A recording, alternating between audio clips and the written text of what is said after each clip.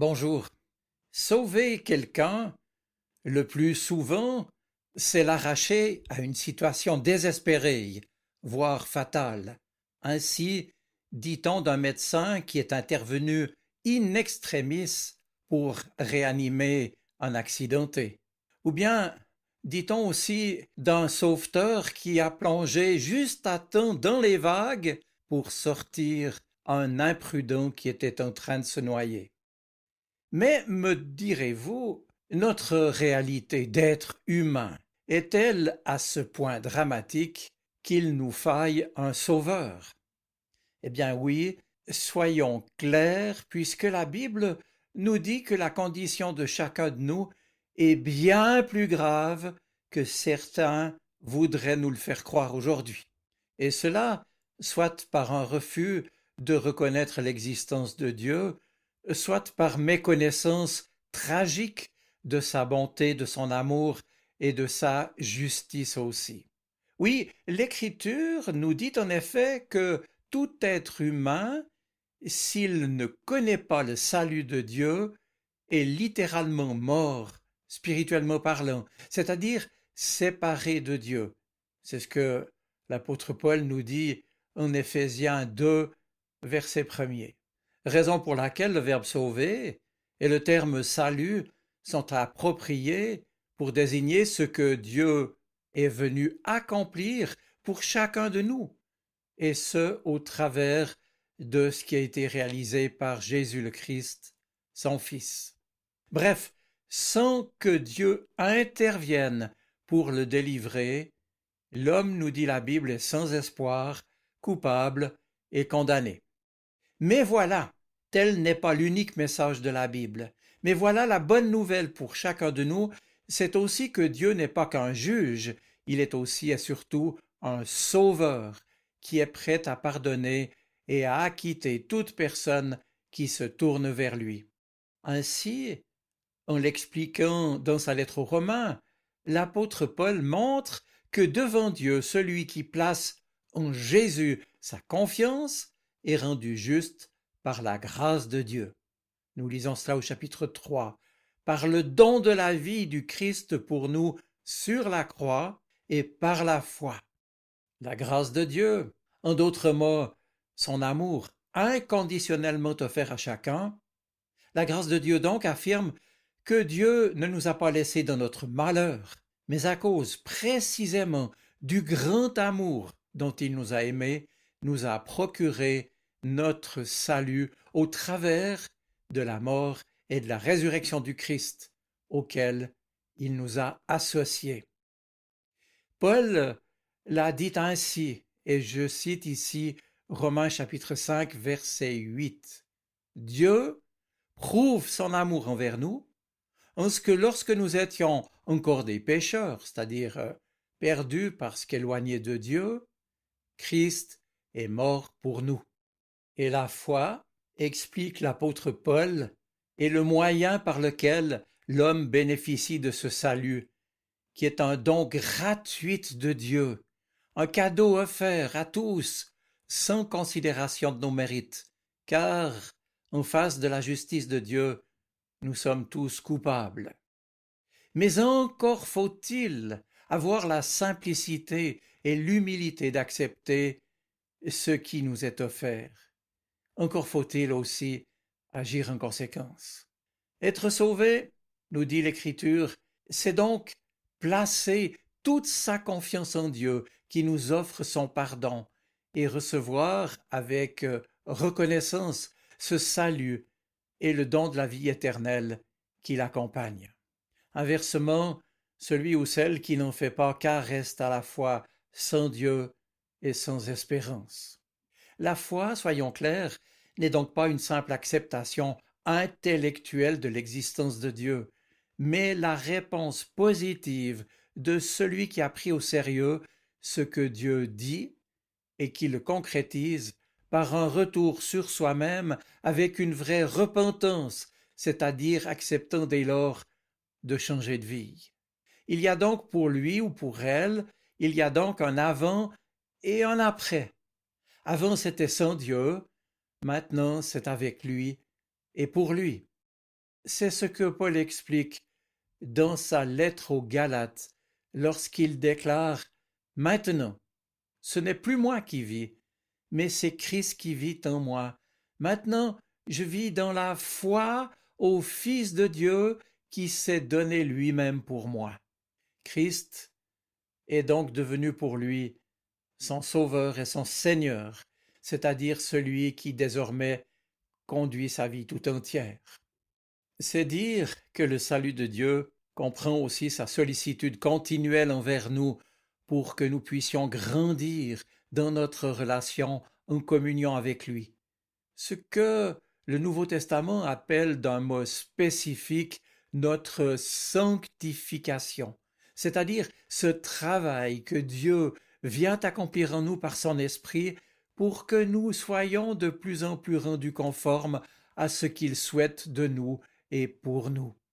Cette action bienveillante de Dieu en nous, la sanctification donc, rappelle cette autre image utilisée par Jésus, l'image du vigneron qui émonde les sarments attachés à la vigne, une image présentée au chapitre 15 de l'Évangile de Jean. L'émondage, la sanctification, est en somme le processus renouvelé par lequel Dieu nous purifie progressivement de tout ce qui peut nous nuire dans notre vie avec Dieu et de tout fardeau aussi qui peut encore nous oppresser. Pour cela, le divin vigneron utilise surtout deux grands outils: la parole, la Bible, la parole qui lave et qui purifie, dira Jean 15, verset 3, et puis les circonstances par lesquelles nous pouvons passer, qui sont autant de mises à l'épreuve, formatrices finalement, pour nous aider à progresser dans la foi, dans l'espérance et dans l'amour, à l'image du Christ qui nous a précédés et qui nous accompagne sur ce chemin. Il est vrai, parfois difficile. Et dans ces épreuves, quel réconfort alors, s'exclame Paul à la fin du chapitre 8 aux Romains, de savoir que ni la mort, ni la vie, ni les choses présentes, ni les choses à venir, rien ni personne ne pourra jamais nous séparer de l'amour que Dieu nous a manifesté en Jésus-Christ notre Seigneur. Mais désormais, faut-il aussi l'ajouter, le salut se réalise également pour chacun d'entre nous par l'accomplissement du bien, par une vie qui est conséquente par rapport à ce que Dieu nous a offert. Bien agir n'est plus la condition du salut, mais sa conséquence. Par gratitude, un chrétien se doit donc d'honorer Dieu par sa vie concrète, que ce soit en pensée, en parole ou en acte. La vie chrétienne, c'est de la pratique et pas de la théorie.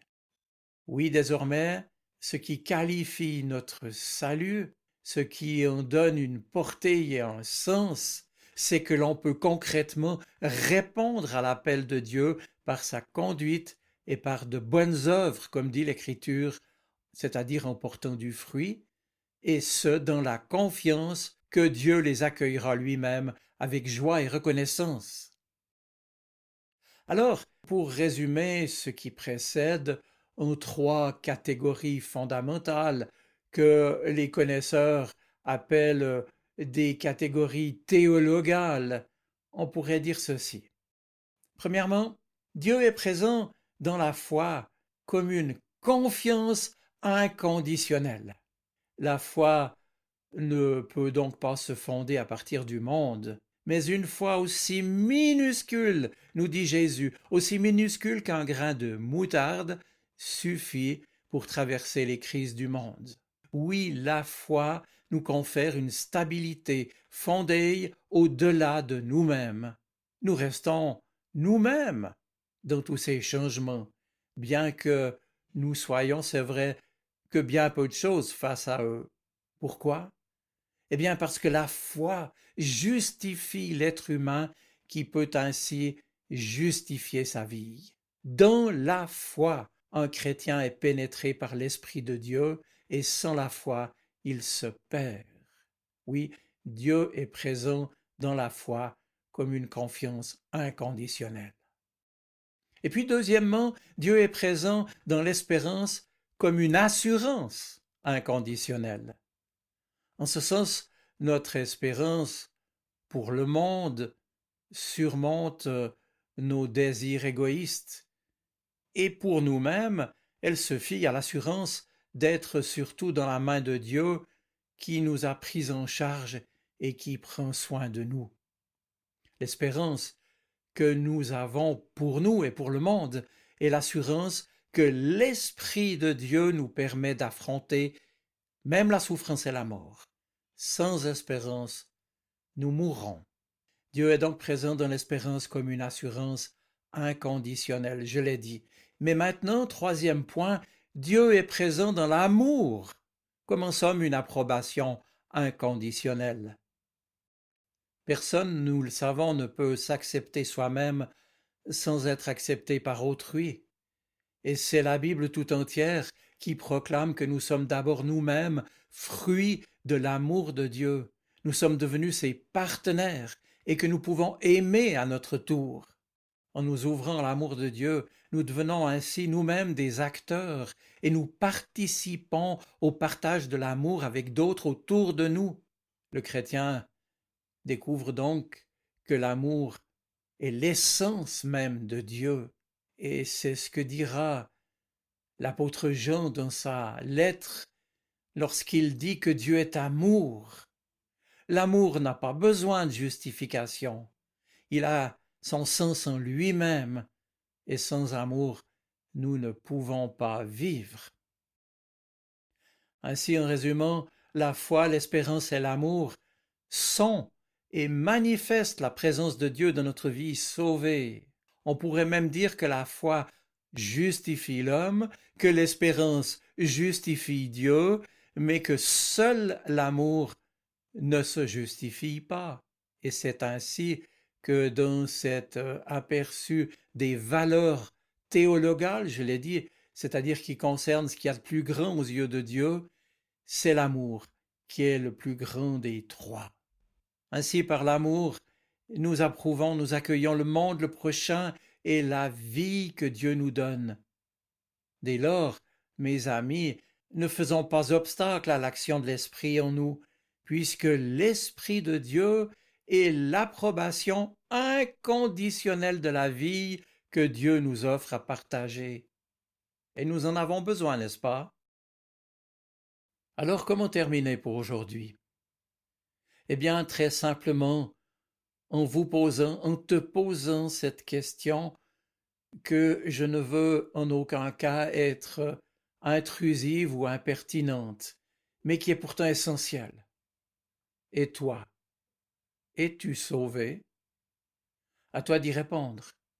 Mais sache-le, il n'est pas trop tard pour que tu te mettes en ordre avec Dieu si tu en ressens le besoin. Lui t'attend, il t'écoute, il te répondra.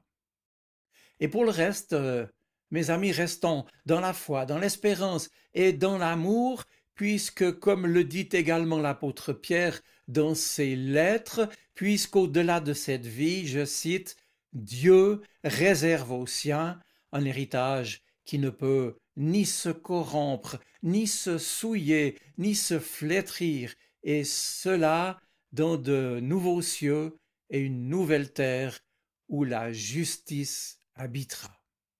Je vous souhaite une bonne semaine. Soyez bénis. Amen.